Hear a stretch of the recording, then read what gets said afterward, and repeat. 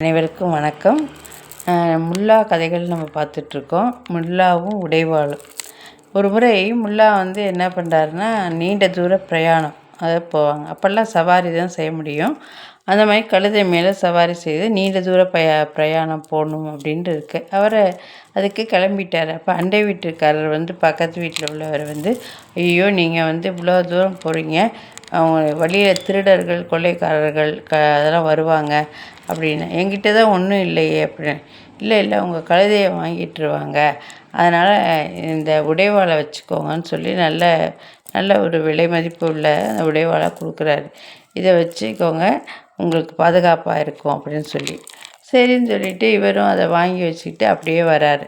அப்படி நீண்ட தூரம் அப்படியே பிரயாணம் செய்யும்போது காட்டு வழி வருது. அதே போல் கள்வர்கள், திருடர்கள் இவரை ஒரு 4 பேர் அப்படியே மறிச்சிடுறாங்க. உடனே அவரை நீங்கள் உங்கள்கிட்ட இருக்கிற விலை மதிப்பு எல்லாத்தையும் கொடுங்க அப்படிங்கிறாங்க. அவர் என்கிட்ட எதுவும் கிடையாது, என்கிட்ட எதுவும் இல்லை, நான் எப்படி கொடுப்பேன் அப்படின்னு சொல்கிறாங்க. இல்லை இந்த கழுதை இருக்கே, அதை கொடுங்கன்னு. கழுதையை கொடுத்துட்டா நான் எப்படி பிரயாணம் பண்ண முடியும், அதனால் அதெல்லாம் முடியாது அப்படின்னு சொல்கிறாங்க. அப்போ வேறு ஏதாவது இருந்தால் கொடுங்க அப்படின்னு சொன்னோன்னே இந்த உடைவாளை கொடுத்துட்றாரு. உடைவாளை கொடுத்துட்டா என்னை விட்டுருவீங்களான்னொன்னே அவங்களும் சரின்னு விட்டுறாங்க. சரின்னு பிரயாணம்லாம் முடிச்சுட்டு வராரு. வந்தோடனே அண்டை வீட்டுக்காரர் இந்த மாதிரி நீங்கள் நல்லபடியாக போயிட்டு வந்துட்டிங்களான்னா, போயிட்டு வந்துட்டேன், மிக சிறப்பாக இருந்தது பிரயாணம் அப்படின்னு சொன்னாங்க. அப்படியா, சரி என்னுடைய உடைவாளை கொடுங்க அப்படின்னு. கொடுத்தேன்ல உங்களுக்கு, பத்திரமா போயிட்டு வரதுக்காக அதை கொடுங்க. அது எங்கே இருக்குது, அதை வச்சு தான் நான் கழுதையை காப்பாற்றினேன்.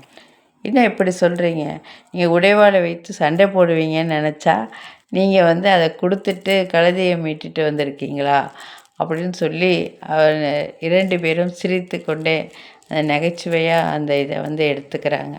அதாவது முல்லாவினுடைய அந்த போக்கு, அதாவது அந்த சமயோஜித புத்தி, தனக்கு தெரியலைனாலும் தப்பிக்கிறதுக்காக அழகாக அந்த உடைவாளை பயன்படுத்தி மிக சிறப்பாக அந்த பிரயாணத்தை வெற்றிகரமாக முடித்தார் அப்படிங்கிறது தான் இந்த கதையோட இது.